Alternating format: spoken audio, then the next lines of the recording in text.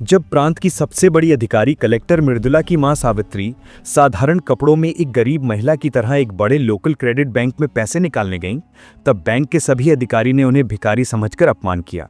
किसी ने सोचा भी नहीं था कि यह साधारण महिला प्रांत की कलेक्टर मैडम की मां है। उन्हें तिरस्कार की नजरों से देखते हुए सभी सोच रहे थे कि ये महिला इतने बड़े बैंक में क्या करने आई है। उसी समय महिला धीरे धीरे काउंटर की ओर बढ़ी। काउंटर पर सीमा नाम की एक सुरक्षा गार्ड बैठी थी। वृद्ध महिला ने सीमा से कहा, बेटी, मुझे बैंक से पैसे निकालने हैं, ये लो चेक। सीमा ने चेक देखे बिना ही महिला से कहना शुरू कर दिया, तुम्हें इतनी हिम्मत कैसे हुई बैंक में आने की? ये बैंक तुम जैसे लोगों के लिए नहीं है। भिखारी, यहाँ क्यों आई हो? ये बैंक बड़े लोगों के लिए है, यहाँ बड़े बड़े लोगों के खाते हैं। तुम्हारी तरह की महिला को तो ऐसे बैंक में खाता खोलने की औकात भी नहीं। चली जाओ यहाँ से, नहीं तो मारकर भगा दूंगी। महिला ने कहा, बेटी तुम पहले चेक तो देख लो, मुझे 5 लाख रुपए नकद निकालने हैं। ये सुनकर सीमा गुस्से में आ गई। ये क्यों मजाक करने की जगह है? तुम क्या सोचती हो जो तुम कहोगी वही मान लूंगी? तुम्हारी तरह की महिला के पास इतनी ताकत भी नहीं है। और क्या कहा? 5 लाख? जिंदगी में कभी इतने पैसे देखे हैं तुमने? जल्दी से यहाँ से चली जाओ, नहीं तो धक्का देकर बाहर निकाल दूंगी। ठीक उसी समय बैंक प्रबंधक ने अपनी केबिन से बाहर झांककर पूछा, कौन इतना हंगामा कर रहा है? सीमा ने तुरंत कहा, कोई भिखारी महिला बाहर जाने को तैयार नहीं है।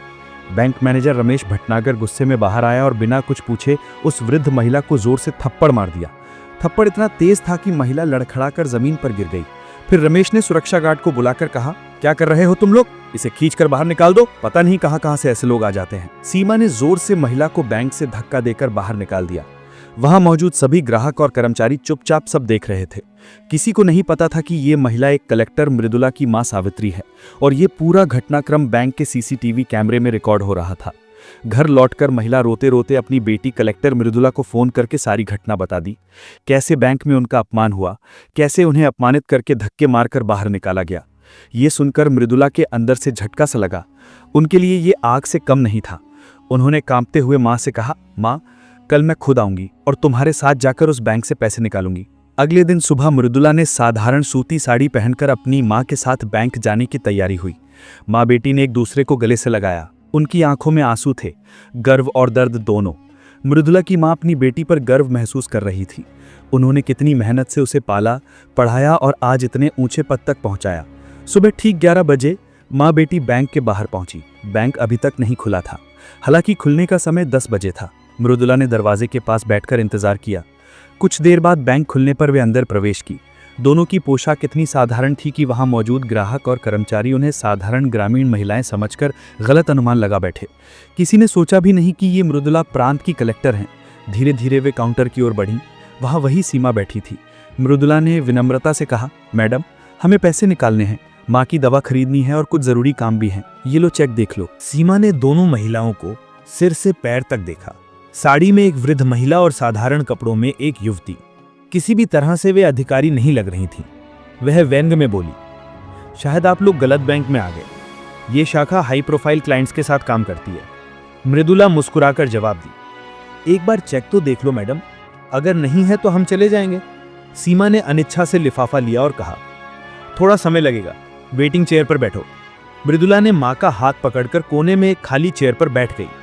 बैंक में मौजूद लोग उनकी ओर देख रहे थे।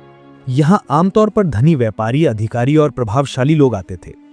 चमकदार गाड़ियां और महंगे कपड़े, इसलिए साधारण कपड़ों में बैठी मां बेटी को सभी अजीब समझ रहे थे। चारों ओर फुसफुसाहट शुरू हो गई। कहां से ये लोग आ गए? को पेंशन के लिए आई होंगी शायद। यहां इनके खाते होने की बात नहीं। मृदुला सब सुन रही थी, लेकिन शांत रही। उनकी मां थोड़ी असहज थी, लेकिन बेटी के धैर्य को देखकर उन्होंने खुद को संभाल लिया। कुछ देर बाद मृदुला ने बैंक कर्मचारी सीमा से कहा, अगर आप व्यस्त हैं तो कृपया आप मैनेजर से हमें मिलवा दें, मेरा बहुत जरूरी काम है। सीमा बेचैन होकर फोन उठाकर मैनेजर की केबिन में कॉल की। सर, एक महिला आई हैं, कह रही हैं आपसे मिलना है, भेज दूं? रमेश ने काम करते हुए झांक पर देखा। साधारण कपड़ों में एक महिला अपनी मां के साथ बैठी थी। अधिकारी जैसा कुछ भी नहीं लग रही थी। उन्होंने ठंडे स्वर में कहा, मेरे पास फालतू लोगों के लिए समय नहीं है, कह दो बैठे रहें चुपचाप। सीमा ने गुस्से में कहा, आप वेटिंग चेयर पर जाकर बैठ जाओ, सर थोड़ी देर में फ्री होंगे। मृदुला ने कुछ नहीं कहा, सिर्फ मां का हाथ पकड़कर शांति से बैठी रही। एक अधिकारी की गरिमा और एक बेटी का धैर्य। मृदुला अभी भी पूरी तरह शांत और संयमी थी, लेकिन मां की बेचैनी और लोगों की फुसफुसाहट देखकर उन्होंने मां का हाथ जोर से पकड़कर कहा, माँ, लगता है इनको कुछ फर्क नहीं पड़ता, अब मुझे ही कुछ करना होगा। वे धीरे से उठी, साड़ी का पल्लू ठीक किया और सीधे मैनेजर की केबिन की ओर बढ़ी। रमेश, जो कांच के पीछे से उनकी ओर नजर रख रहा था, घबरा गया। वह जल्दी से बाहर आया और मृदुला के रास्ते में आकर बोला, हाँ बताओ, क्या काम है? मृदुला ने वह लिफाफा आगे बढ़ाते हुए कहा, मुझे पैसे निकालने हैं, माँ की दवा खरीदनी है, और भी काम है। ये लो चेक, इसे देख लो। रमेश ने लिफाफा लिए बिना ही बेरुखी से कहा, जब खाते में पैसे नहीं है तो ट्रांजैक्शन कैसे होगा? तुम्हें देखकर नहीं लगता कि तुम्हारे खाते में पैसे होंगे? बड़े सपने लेकर पैसे निकालने आई हो। मृदुला अभी भी बहुत शांत स्वर में बोली, अगर आप एक बार चेक देख लेते तो बेहतर होता, इस तरह अनुमान लगाना ठीक नहीं है। रमेश अब खुलकर हंसने लगा, भाई मेरे पास इतना अनुभव है कि चेहरे देखकर ही समझ जाता हूं कि किसके पास क्या है। रोज तुम जैसे लोग आते हैं और तुम्हारे खाते में कुछ होने की उम्मीद ही नहीं। अब भीड़ मत करो, यहां देखो सब तुम्हें ही देख रहे हैं। माहौल खराब हो रहा है, अच्छा होगा अगर आप चले जाओ तुम लोग। मृदुला का चेहरा अभी भी स्थिर था, लेकिन उनकी आंखों में एक अलग चमक थी। शांति की जगह अब कठोरता उतर आई थी। उन्होंने कुछ नहीं कहा, बस लिफाफा टेबल पर रखकर धीमे स्वर में बोली, ठीक है जा रही हूं, लेकिन एक निवेदन है, इस लिफाफे में जो जानकारी है उसे एक बार जरूर पढ़ लें, शायद आपके काम आए। इतना कहकर मैं मां का हाथ पकड़कर मुंह फेर कर दरवाजे की ओर बढ़ गई, लेकिन दरवाजे पर पहुंचकर वे रुकी और गहरी नजर से बोली, बेटा इस व्यवहार का परिणाम तुम्हें भुगतना होगा, समय सब समझा देगा। उसे नहीं पता था कि उस लिफाफे में ऐसा सच छिपा है जो उसकी दुनिया उलट देगा। अगले दिन बैंक में वही रूटीन शुरू हुआ, क्लर्क अपने काम में, कैशियर अपनी पैसों की गिनती में और मैनेजर अपने पुराने अहंकार में। लेकिन इस बार एक फर्क था, वही औरत और वृद्ध महिला जिसके साथ एक दिन पहले अपमान की सारी हदें पार की गई थी, वे फिर से उसी बैंक में प्रवेश की। लेकिन इस बार वे अकेली नहीं थी, उनके साथ एक तेज तर्रार अधिकारी था जो सूट बूट में चमक रहा था। उसके हाथ में एक चमकता हुआ ब्रीफकेस था। उनके प्रवेश के साथ ही पूरा बैंक की नजर उधर स्थिर हो गई। महिला ने किसी को न देखकर सीधे रमेश की केबिन की ओर बढ़ी। रमेश ने उन्हें पहले पहचाना नहीं, लेकिन जैसे जैसे वे पास आई उनका चेहरा साफ हुआ। वही महिला जिसका लिफाफा उसने कल ठुकराई थी, जिस पर वह हंसा था, जिसे उसने कहा था कि हम तुम जैसे गरीब ग्राहक नहीं चाहते और बाहर निकाल दिया था। अब उसके चेहरे पर डर की छाया पड़ने लगी। घबराकर वो खुद केबिन से बाहर आया। महिला के चेहरे पर तब आत्मविश्वास और सम्मान की चमक थी। वे रुकी नहीं, सीधे रमेश के सामने खड़ी होकर तीखे सुर में बोली, मैनेजर साहब, मैंने कल ही कहा था कि तुम्हारे व्यवहार का परिणाम भुगतना होगा। तुमने सिर्फ मुझे नहीं, मेरी तरह के हजारों साधारण नागरिकों का तिरस्कार किया है। अब समय है सजा भुगतने का। रमेश हक्का बक्का होकर जोर से बोला, तुम कौन हो? मुझे सिखाने आई हो? ये तुम्हारा घर नहीं है, ये बैंक है, और तुम यहां मेरे साथ क्या कर सकती हो? महिला ने उसकी बात बीच में काटते हुए मुस्कुराई, फिर अपने साथ आए अधिकारी की ओर इशारा करके बोली, ये मेरे कानूनी सलाहकार हैं। मैं मृदुला, इस प्रांत की कलेक्टर और इस बैंक की 8% शेयर धारक हूं, और ये मेरी मां है जिनके साथ तुमने बहुत बुरा व्यवहार किया। एक पल के लिए पूरा बैंक सन्नाटे में डूब गया। सभी कर्मचारी, ग्राहक और दरवाजे पर खड़े सुरक्षा गार्ड हक्के बक्के रह गए। रमेश का चेहरा पीला पड़ गया। वह कुछ कह पाता इससे पहले मृदुला फिर बोली, तुम्हें बैंक मैनेजर के पद से तुरंत हटा दिया जा रहा है। अभी अब तुम्हारी पोस्टिंग फील्ड में होगी, जहां तुम्हें रोज साधारण लोगों से मिलकर रिपोर्ट बनानी होगी। मृदुला ने ब्रीफकेस खोला और 2 दस्तावेज निकालकर सामने रख दिए।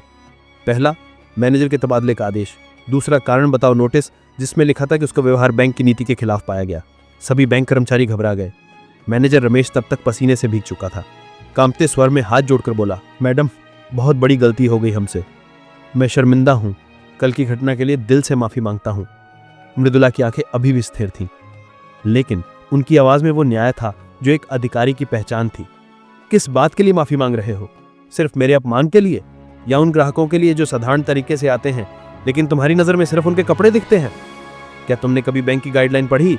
इसमें साफ लिखा है कि हर ग्राहक बराबर है, कोई धनी गरीब नहीं, और जो कर्मचारी भेदभाव करेगा उसके खिलाफ कार्रवाई होगी।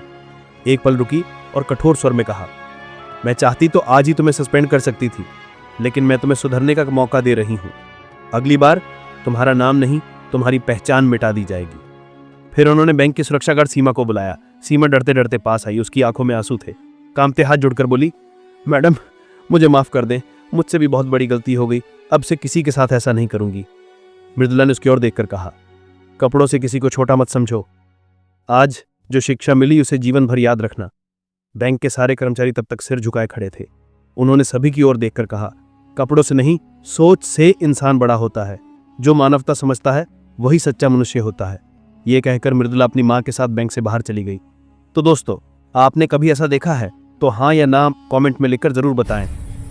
ये कहानी केवल मनोरंजन और शिक्षा के उद्देश्य से बनाई गई है। इसमें दिखाए गए सभी पात्र, घटनाएं और संवाद काल्पनिक है।